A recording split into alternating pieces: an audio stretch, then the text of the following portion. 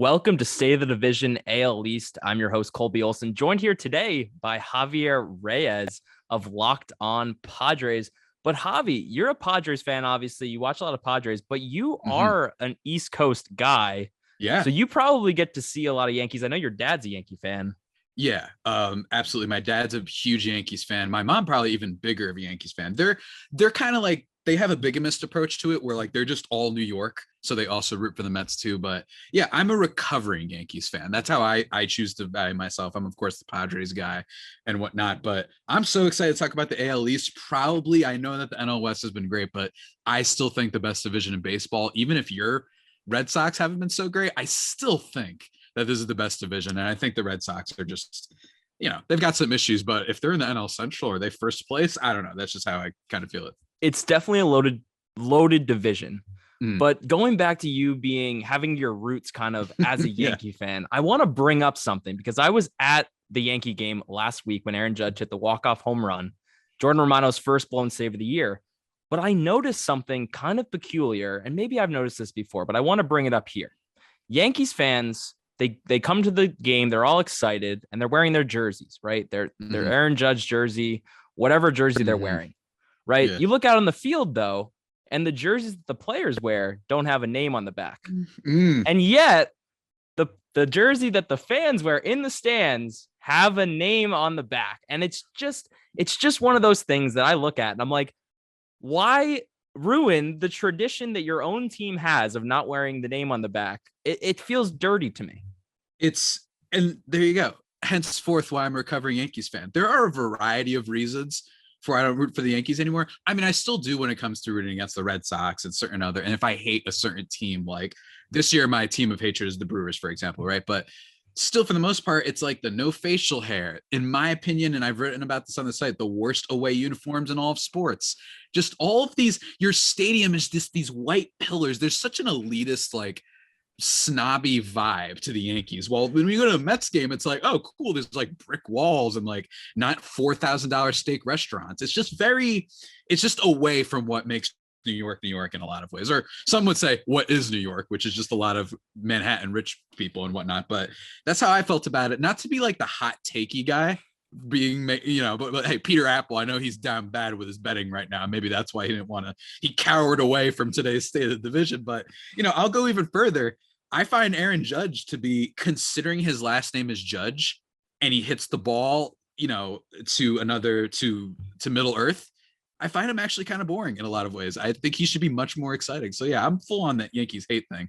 Unfortunately, though, they're extremely good. I have my own Aaron Judge takes. I love Aaron Judge as a player and as the face of the biggest franchise in the world across all sports. The Yankees are the most valuable franchise, $6 billion franchise. Is it them still? It is them. I just thought it was Dallas. That's all. It probably goes. I think it is the Yankees. And so before we get into the episode, I think the plan for this episode is to talk about a lot of the narratives around the division, contract extensions, maybe some hot debates around who's better as a player. But first, I want to run down the current standings right now because the Yankees, the evil empire, as we were just talking about, are absolutely destroying this division right now. 25-9.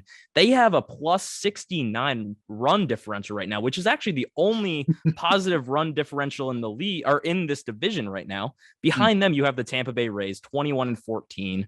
They're playing really, really well. They're just starting to get going. Toronto Blue Jays kind of scuffling. They're playing above 500 ball, 18-17 right now. Their pitching has struggled a bit. Their lineup just hasn't gotten it going just yet. The Baltimore Orioles are in fourth, which for them is fantastic, 14-21. Then you have the lowly Red Sox. And the lowly Red Sox just took 2 of 3 from the Rangers. And maybe they're going to start getting it going. Their schedule here in the next, 3 to 4 weeks is somewhat easier after they play the Astros.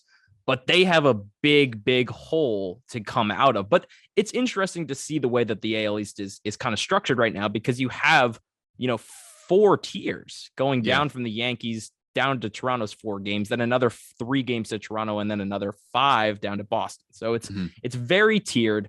The first narrative I want to get into, Javi, is Aaron Judge. Back to Aaron Judge. Aaron Judge has been playing like an MVP candidate this year. He's tied with Mike Trout for second in all of baseball in WAR right now. And the Yankees offered him a 7-year, $213 million contract extension before the season, which he turned down because he said, I'm worth more than this. I'm much more valuable than this. And I will show you that.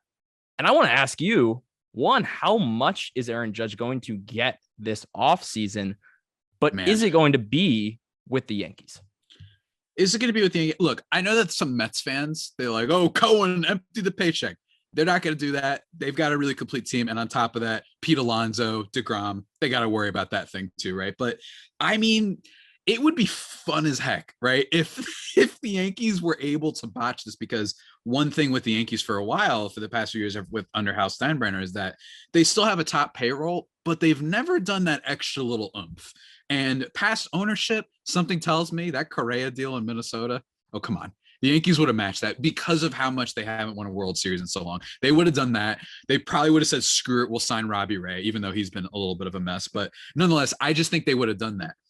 I don't see a world, because of how much he means to the Yankees, that they don't up that offer to like 7,280. I'm not good with the contract stuff, but you have to up it. You look at what Marcus Semien just got, and he's been underperforming all this stuff. I understand that there's worries about the long-term deal, but it's the Yankees. And I think that would be too much of a blow.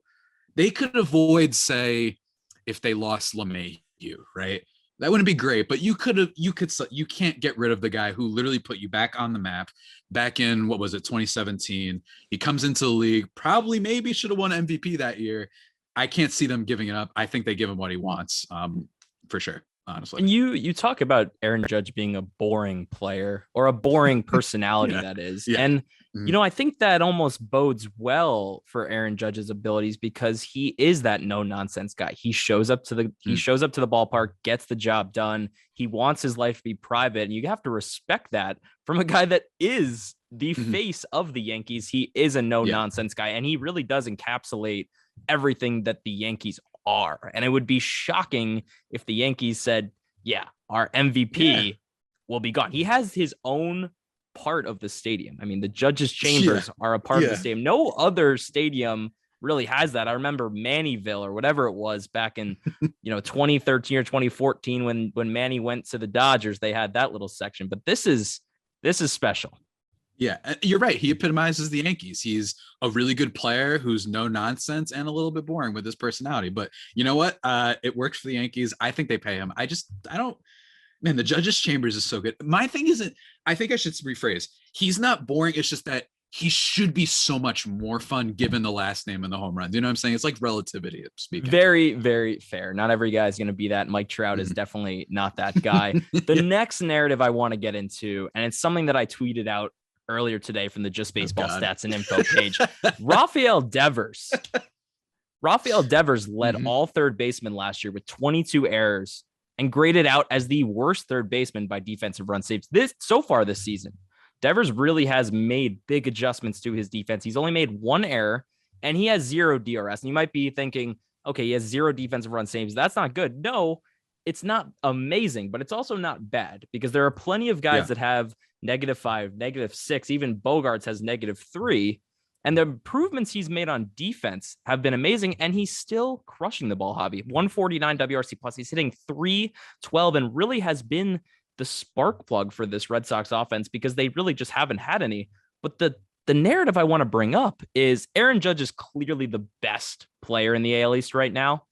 But I'm going to make the case that Rafael Devers is the second best player and is more valuable to a team right now than Vlad Guerrero Jr., because his bat is very, very good and at the caliber of a Vlad Guerrero Jr., but because his defensive value at third base is higher than that of Vlad Guerrero Jr.'s at first base. And I want to hear you come back to me with that, because it's a take. Look, I mean, look at us. Who would have thought? Both of us coming out with some, I hate Aaron Judge, and you're like, Vlad sucks. Basically what people are going to take away from this. Look, my first thing to that is, I've always had a question for you guys, since you guys understand stats more than me. I always have been wondering, are we sure that defense is something that carries year to year? Maybe it does, but for me, it's like, I mean, you just mentioned what's happening with Devers right now. I don't know if defense is something that always stays. That's always been my vibe to it, where maybe it is a season by season thing. Maybe you're not going to do a Marcus Semien level of drop off on offense, right? That doesn't happen usually with the defense, such a stretch. But I don't know. I mean, I could see a universe and whatnot. But my counter for all that, your defensive run saved and your WR, my counter is just no. That's my counter is no. I'm still taking Vladdy. I know that first baseman rankings you guys did, you put Freddie ahead because of the sample size. That's ridiculous. That wasn't me. Don't rope me that's into right. what You're those right. Just That wasn't Baseball that was show Whack people are Mullen doing over there. Yeah. Peter Apple. That's right. Yeah. Don't rope me into that. My response is just no. I think you have to give it some time. I think that we'll see. I need plus defense. And the other thing is just, all right, but who would you're building a team. Who would you rather have? You'd probably still rather have Vlad Jr. In fairness, there are some goalposts we're talking about in a season right now. We're not taking necessarily the age into account, the contract, the fact that Devers will be free agent sooner than Vlad. But I mean, I get your point though. And I think that it is a fair point that is Devers the most underrated star currently, maybe not just in the American League East, but maybe in the American League in general. We're all it's a very hot take because Vladimir Guerrero Jr. obviously was second in the AL MVP last year, 166 WRC plus last season. This is obviously a small sample hot take, and who knows if Rafael Devers' defensive adjustments will stick throughout the season. But aside from the Devers Vlad Jr. debate, I think it's interesting that we're even having the debate about it. The Red Sox need to pay this man a large sum of money this offseason because he is going to be a free agent, and they already let Mookie Betts go. The narrative in Boston would be so bad if they let Rafael Devers go. I think it might even be worse than if the Yankees let Aaron Judge go at that point. Yeah, it's because especially what you mentioned with Betts. You can't afford to trade Betts in a trade that, you got Verdugo, not to go all Ryan Miller on you and whatnot, but at least they did get some value back. Even if you maybe shouldn't have traded the guy, you did get something back. But then it's like, oh man, you lose Devers too. I can understand if they trade maybe Xander. I imagine on future State of the Division episodes, you guys will be talking about that possibility. I understand that. Pay Devers. You just have to. I don't see a universe where you can afford for this fan base a huge team. This is not the Kansas City Royals. You guys have the money. You own Liverpool or whatever the hell, right? Like you can do this. I think that ownership should spend it and say, all right, we messed up with Betts. Keep Devers. He's young and he's going to be awesome for years to come. Okay, the next narrative, and I feel like these poor Blue Jays fans and Reyes fans and Orioles fans are going to be at our throats because all we're going to talk about today is the freaking Yankees, who Jack McMullen today is going to release his power rankings, and the Yankees are going to be one. So I think it's warranted that we're talking a lot about the Yankees. But what I next want to talk about with the Yankees is that Nestor Cortes is solidifying himself not only as the Yankees number 2 behind Garrett Cole, but legitimately solidifying himself as close to a top 20 pitcher in this league. He has the third lowest ERA in baseball, and he's striking out 34% of batters. When a lot of people think about Nestor Cortes, I don't think that they quite understand yet. And maybe that's changing because he really is setting the world on fire and he's a fun guy with this cool mustache. But I don't know if people really understand that Nestor Cortes is pitching like an ace right now. Yeah. And I mean, one thing that I like to look into every now and then is just like, what do the bad starts look like for a guy who's breaking out, right? And for Nestor Cortes, 5 innings, one earned run, 2 runs against the Royals over 8 hits, and then against Toronto, 2 earned runs over 4 innings. Like, yeah, it's not great, it's not good, but is that like the worst he's been? Yeah, so far it has been. Yesterday, you mentioned how down he's been. No walks, 7 Ks, 8 innings against the White Sox. That's not a slouch of a team, despite how much they've been struggling. He's awesome. And look, I don't know why a recent trend of me in fantasy baseball is that I miss on all of my early starting pitchers, but then I pick up the sleepers later on. I have Cortes, right? I've got even Severino has been pretty useful and whatnot. So I'm awesome. Mackenzie Gore, shout out to my guy. But I don't know what's going on, but he's been really fun. Hopefully he figures out his social media issues and whatnot. Got to be careful with that, my guy. Everybody, police, name search yourself. It's not that hard. We learned that from some other guys the past few years, like Josh Hader and Trey Turner and whatnot. Like, just name search your thing. You're good. And this goes for everybody, not even just baseball players. You'll be fine. Just hey, listeners out there, just do it. Yeah, just do it, kids. Everybody, just do that. Everybody has some dumb stuff, right? But with Cortes, I agree with you. The fastball, despite not being super fast, it it like ascends really well. The vertical movement, all that fancy schmancy stuff.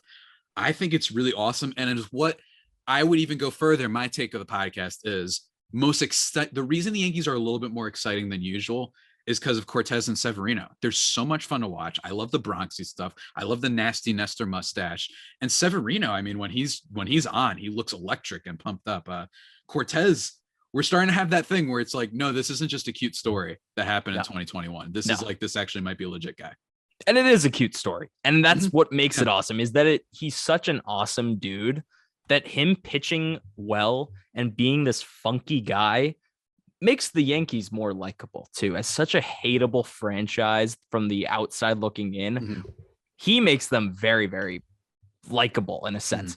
The next narrative I want to get to, and we're going to hit on your Tampa Bay Rays. All right. Like people, we're going to get there. Don't worry. We were going to get there. So now we're going to get there. We talk a lot about Wander Franco, and he is clearly the best player on the Tampa Bay Rays right now. He's leading them in WAR, 1.3 WAR. He's hitting 286 and playing really, really fine defense. But right now, I think there's a debate whether Wander Franco actually has been the best player on the Rays thus far. And you might have a little bit of stake in this one, because Manuel Margot truly has been the Rays MVP right now. He's hitting 348, Javi, playing exceptional defense. He has 3 home runs, 5 stolen bases. I actually compare the way he's playing right now to a Starling Marte type player. He really does look like that out there.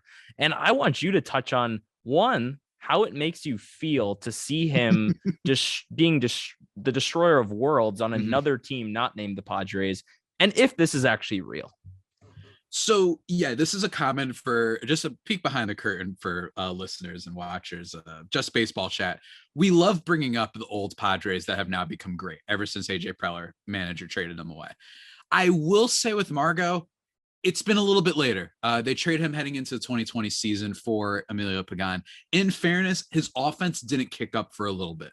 Unlike some other guys, Ty France, some other ones, Josh Naylor a little bit right now, right? Luis Urias, Eric Lauer. Those guys were great immediately. At least Manny Margot, I'm willing to be like, maybe this is some Rays bullshit. They're just finding a way to just find and get value out of their players. But he's been awesome. And you're right, the on base for Wander Franco hasn't been that good so far, even though he's hitting the ball, pretty well. I think he'll get a little bit better. But I think that with Manny Margot, that's a big thing. And it feels like the Rays thing. They're just churning out guys. I know they're known for pitching, but this is a team that the way I view it is they'll find a way, even if they call up a AA reliever who can only pitch against the Red Sox on night games, they'll find a way to piece together 95, 96 wins at minimum season. And the other thing is that what I like about them, despite actively rooting against them oftentimes, they have this feeling where if they really want to go for it, they have so many assets that they can make a move if they choose to. Just to give my little, analytics nerd out here for a second. Manuel Margot is for real right now. 42% hard hit rate. He's hitting the ball in the air more than he ever has, barreling more balls than he ever has.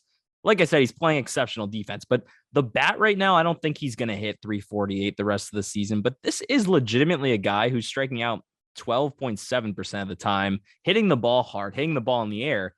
That signals a guy that's going to hit 300 with a good slugging percentage, and he's walking 9% of the time. I mean, we're talking about a guy that's been in the league since 2016, since he was 21. He's still only 27, and now has more than 2,000 plate appearances under his belt. This is the definition of a late blooming superstar from a guy that was a top 10 prospect at one time. And sometimes it just takes these guys 6 years in the bigs to do it. It happens more than you would think. Yeah, it's a great story. He was basically just a defensive only, maybe fourth outfielder type, but I love that. I mean, I wrote about Just Baseball, like about, what's that guy in Toronto's name? Kevin Gausman. Like that dude was a top overall pick, struggled in Baltimore, struggled a little bit in Atlanta, had some moments and whatnot. And then all of a sudden figures out with San Francisco and is even better now with Toronto. So like, I love the late bloomers, Carlos Rodon, Lucas Giolito. Like I love it when guys aren't great immediately and then figure it out later, because, as baseball fans, we're a fickle bunch, right? And we love to jump on things immediately and abandon guys, but this is a great story. So shout out to Manny Margot, former Padre, that again was probably a lopsided trade when you look back at it for the Padres. So not going great over here in San Diego. Okay, so to finish the episode, Javi, shout out to any Orioles fans listening out there. You probably hate us, and you probably stopped listening already because you said these assholes. They're not even gonna get to the Orioles, right? No, you're wrong. We're going to get to the Orioles. We're going to get to it. you. Don't worry. You just got to wait a second. So the guy I want to talk about is the face of the Orioles right now. And I want to talk about if he's going to stay the face of the Orioles. Cedric Mullins really did take the world by storm last year. 30 home runs, 30 stolen bases, hit 291 with a 136 WRC plus for the Orioles in 2021. Started the year slow this year, but he's right back where he was last year. He's hitting 268 right now, but it has a 131 WRC plus, and over his last 91 plate appearances, Javi, he's hitting 325. He's entering arbitration this winter, and I want to ask you, do you think the Orioles will give Cedric Mullins a contract extension? Because to me, it seems like the right thing to do as Grayson Rodriguez, as Adley Rutschman, as these other prospects start to come up. The Orioles are going to need not a superstar, but a star and a leader to really take them to the next level if they're going to go there. Yeah, you kind of want to have an anchor, right? And I know that a lot of people, to give my Padres side of things, when the Padres signed Machado, a lot of people were like, yeah, but they stink. They did that because they knew they had a farm system and that eventually this team is not going to look the way it is now.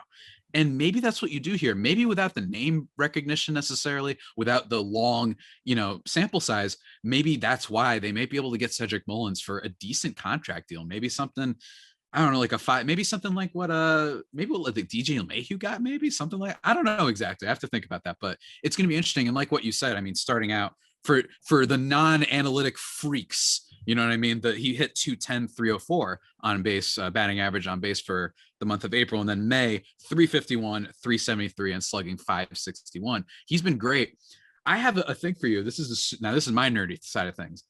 I think this guy's Charlie Blackmon in the sense that no one's going to believe what he's putting up for like 3 years. And then he always slips in your fantasy draft. They're like, okay, no, this is the year. Okay, no, this is the year. This is the year. And then eventually like, oh no, this guy's just a really good offensive player and could be that anchor for the Orioles who maybe in a few years won't actually be their best player. But if you get him now, could be a really good discount for a team that hopefully with all these prospects coming up and if Mountcastle figures it out and guys like that could be really good for years to come. So yeah, for sure. Javier, I look at a guy like Nicholas Castellanos, who had a 140 WRC plus last year, obviously a home run hitter, but doesn't play good defense. Cedric Mullins kind of has the close to the offensive output of a Nicholas Castellanos with plus outfield and plus speed. I think Castellanos got 5 for 100. I would say that, in a contract extension, say they're buying out 3 years of arbitration and adding another 3 on, you could theoretically get close to like a 6 for 120, 6 for 110 kind of thing. I think that's kind of in the air in the region that I would see happening, but that's a big contract for the Orioles. They have not shown that they're going to spend that much since Chris Davis. We shall see.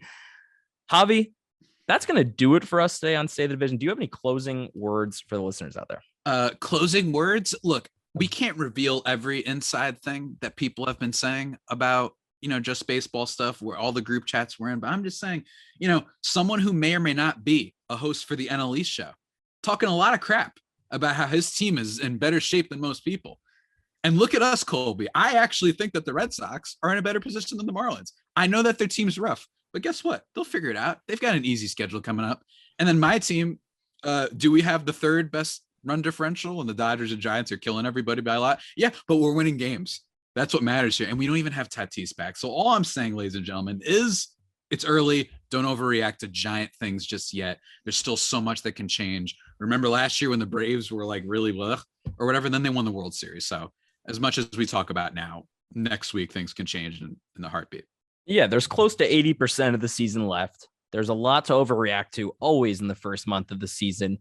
But I'm glad you shouted out some of our other hosts. Definitely listen to our other hosts in the other State of the Division podcast. Javi, I had a blast with you. Thank you for joining me. That'll do it on today's AL East State of the Division episode. Thank you, everybody. Have a great week.